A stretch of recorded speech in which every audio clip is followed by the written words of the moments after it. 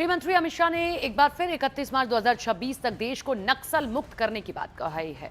News 18 India से खास बातचीत में सीआरपीएफ के डीजी जीपी सिंह ने भी कहा कि नक्सलियों के ताबूत में अंतिम कील ठोकी जा रही है। उन्होंने कहा कि देश भर में नक्सल प्रभावित इलाकों में एक महीने में 175 से ज्यादा नक्सलियों के स्मारकों को जमींदोज किया गया।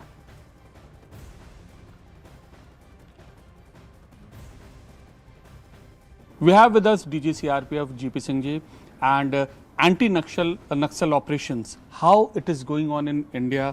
We are talking to him. Sir, the whole strategy is that eradicating Naxalism, and apart from that, their thought also in this Naxal-prone areas. Honorable Union Home Minister Shri Amit Shah ji has given us a direction of eradicating Naxalism from the country by March 31st, 2026. We are on track for that. We have already ensured that there is neutralization of almost 90% of the Central Committee members. Similarly, the cadre strength has also almost been reduced by 90% plus. And I am hopeful that in coming 1 month or so, we would be able to neutralize rest of those who are left. तो CRPF का ये 87वां स्थापना दिवस था, जिस पर आप देख रहे हैं कि एक बार फिर से देश के गृह मंत्री ने इस बात को दोहराया है कि इस साल मार्च के अंत तक वो किस तरीके से नक्सल मुक्त भारत जो अभियान चला रहे हैं उसको सफलतापूर्वक अंजाम देंगे। 31 मार्च 2026 तक नक्सल मुक्त भारत का लक्ष्य अब तेजी से हकीकत में बदलता दिख रहा है।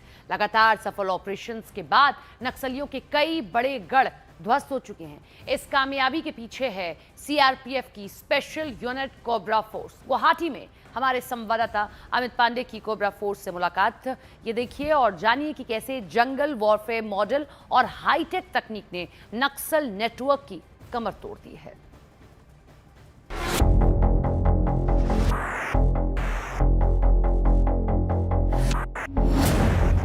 नक्सल मुक्त भारत बनाने वाली फोर्स से खास मुलाकात।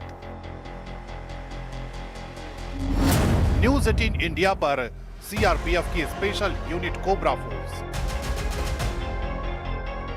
31 मार्च 2026 तक नक्सल मुक्त भारत बनाने का लक्ष्य तेजी की तरफ बढ़ रहा है। लगातार सफल ऑपरेशंस के बाद अब हालात ये हैं कि नक्सलियों के कई बड़े गढ़ पूरी तरह ध्वस्त हो चुके हैं। इस मिशन की कामयाबी में केंद्रीय रिजर्व पुलिस बल यानी सीआरपीएफ की स्पेशल यूनिट कोबरा फोर्स की अहम भूमिका रही है। कोबरा फोर्स का जंगल वॉरफेयर मॉडल। न्यूज 18 इंडिया की टीम ने commando battalion for resolute action यानी कोबरा फोर्स के जाबाज जवानों से बातचीत की। इस फोर्स को खास तौर पर छत्तीसगढ़ जैसे दुर्गम और घने जंगलों में ऑपरेशन के लिए तैयार किया गया है।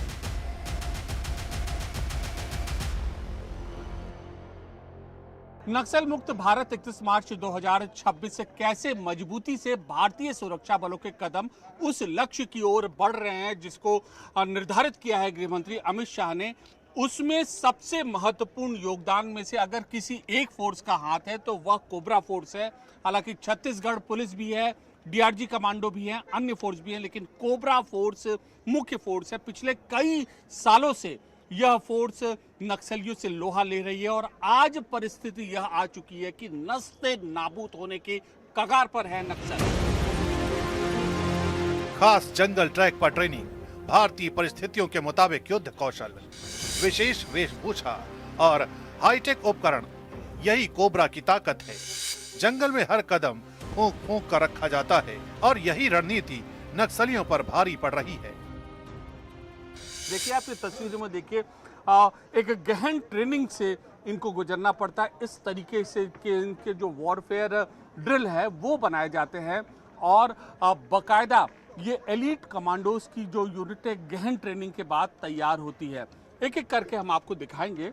ये जवान है, देखिए विशिष्ट रूप से जंगलों की वेशभूषा में इनको तैयार किया जाता है। देश की मिट्टी के लिए, मर मिटने के लिए ये जवान अपनी जान की बाजी लगाकर पिछले कई सालों से नक्सलियों से लोहा ले रहे हैं और आज सफलता यहां पर आई हुई है। नक्सली ऑपरेशंस में खोजी श्वान यानी स्निपर डॉग्स की भी अहम भूमिका है, जो दुश्मन या एक्सप्लोजिव डिवाइस की गंध से उसे पहचान लेते हैं।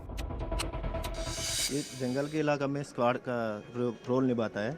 जवानों को एक्सप्लोजिव से बचाने के लिए पहले एक्सप्लोजिव से बचाता है, क्योंकि पहले इंडिकेशन देता है, उससे हम लोग आगे नहीं बढ़ेंगे, उसको इंडिकेशन को पता करके फिर आगे नहीं बढ़ते, मतलब एक्सप्लोजिव पता करता है। आधुनिक बम डिटेक्शन डिवाइस भी मिनटों में आईईडी और माइंस का पता लगा लेते हैं। व्हील आर्म्ड प्लेटफॉर्म से घबराए नक्सली। नक्सल प्रभावित इलाकों में सबसे बड़ा खतरा बारूदी सुरंगें और लैंड माइंस होती हैं। इन्हीं से सुरक्षा बलों को सबसे ज्यादा नुकसान हो रहा है। लेकिन अब फॉरवर्ड ऑपरेटिंग बेस पर तैनात अत्याधुनिक व्हील आर्म्ड प्लेटफॉर्म इस खतरे को कम कर रहे हैं। ये व्हीकल तो छत्तीसगढ़ में बहुत टेरेन, अलग अलग टेरेन है, तो उसके ऑल टेरेन व्हीकल है। ये पानी में, कीचड़ में, खेती में और माउंटेन में आराम से चढ़ सकती है, इतना कैपेबल है। और अंदर से आराम से हमें दिखाइए इसको, इसकी स्ट्रक्चर दिखाइए और कहाँ ये सफल होता है। तो ये देखिए, ये पहला, ये दो लेवल में प्रोटेक्ट किया गया गाड़ी। पहला सॉफ्ट आर्मर्ड हेक्सागोनल प्लेट, ये इससे पहले सुरक्षा है। दूसरा अंदर से हार्ड आर्मर प्लेट है, 2 लेवल का बुलेट प्रूफ है। इसमें 15 kg आईईडी ब्लास्ट से चेक किया गया है, और ये बराबर 40 kg आईईडी जो नक्सल लगाते हैं आईईडी ब्लास्ट के बराबर है, इतना तक प्रोटेक्शन है। ये वाहन धमाके के बाद लगने वाले भीषण शॉक को झेलने में सक्षम है। साल 2024 में एक बड़े नक्सली हमले को ऐसे ही उन्नत वाहन ने नाकाम किया था। छत्तीसगढ़ के कई कैंपों में इनकी तैनाती बढ़ाई जा रही है।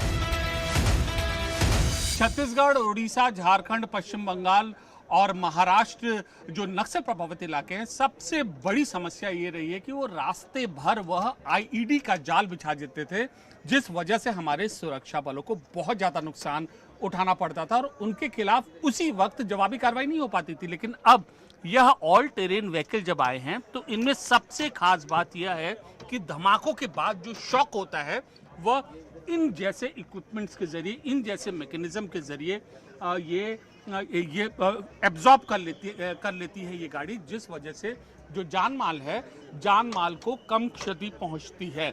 और न केवल कम क्षति पहुंचती, बल्कि जैसे ही धमाका होता है तुरंत सुरक्षा बल अपनी पोजीशन संभालते हैं और जिन नक्सलियों ने साजिश रची होती है उनको भागने नहीं देते, उसी वक्त उनका काम तमाम कर दिया जाता है। कोबरा की सटीक रणनीति और आधुनिक बख्तरबंद तकनीक, इन दो धारदार अस्त्रों ने नक्सल नेटवर्क की कमर तोड़ दी है। 2026 के लक्ष्य से पहले ही नक्सलवाद के खात्मे की तस्वीर अब जमीन पर साफ दिखाई देने लगी है। Amit Pandey, news 18 India, Guwahati.